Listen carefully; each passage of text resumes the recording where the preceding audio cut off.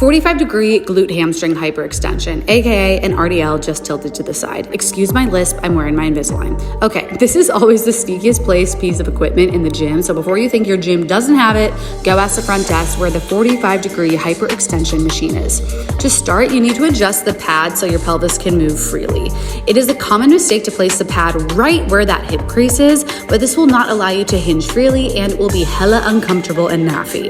Instead, find your hip crease and make sure the pad is actually a few inches below your hip crease. Not quite on your thighs, but also not quite on your hips. I find my placement is a few inches below the hip crease.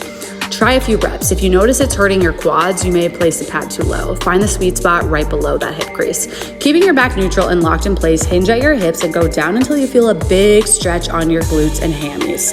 As you lower, think about keeping your hips back and chest high, and as you come up, make fucking sure your chin is slightly tucked, and think about thrusting your hips into the pad. Resistance can be added with a dumbbell, a band, a plate, or a medicine ball. Yes, progressive overload still applies.